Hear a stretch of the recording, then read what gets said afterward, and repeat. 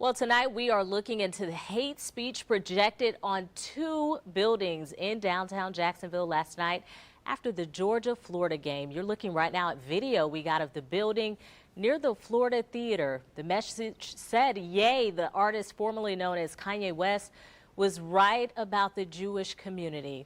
Good evening to you. Thank you so much for staying up late with us tonight. The artist has said anti-Semitic comments in the past 2 weeks. Now, local synagogue leaders are speaking out tonight about it. So we go to On Your Side, Zach Wilcox, joining us live outside of the stadium tonight. Zach, is the sheriff's office currently investigating? Yeah, Destiny, I reached out to the sheriff's office. They have not publicly made any kind of announcement about this situation, about the messages last night that hundreds, if not thousands of fans could have seen. Right back here on the back of the Jumbotron was where it was displayed. This is on the Arlington Bridge side of the stadium, and it was on the way out. The fans could have seen that message. Still looking at this with JSO, they have not announced whether or not they're investigating this or if they're investigating it in connection with any of the other anti-Semitic events we've seen over the past 6 months or so here throughout the city, throughout the county, and even into Clay County. But I did reach out to one rabbi, and as we wait for more of the next domino to fall here in these series of events, he says that right now he'd like to see more of the attention put on the vast majority of people who support the Jewish community.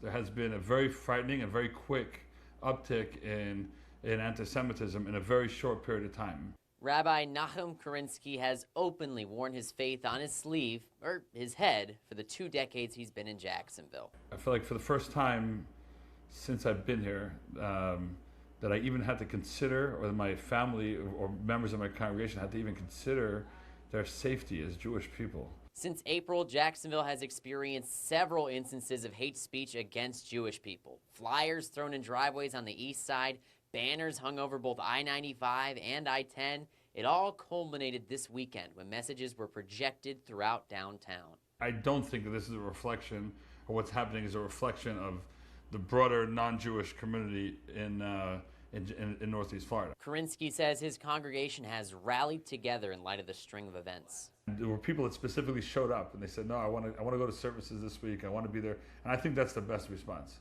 That's the best thing we can do. Kerensky has felt support outside of the synagogue too. Mayor Lenny Curry took to Twitter to express his thoughts, saying in part that Jacksonville is made better because of its diversity and that he condemns the messages.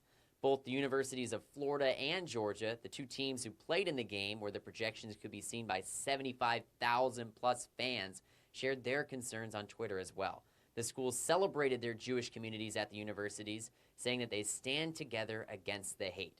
It's all left Kerensky asking himself one question. Because it's part of my life, the question is, what do I do with it? How can I make this, what can I do with this to make the world a better place? So we have not heard from JSO directly, but we did hear from several activist groups who reached out to the station and said that they have been communicating about these messages and about all those other events with JSO and with the FBI. In downtown, Zach Wilcox, First Coast News, On Your Side.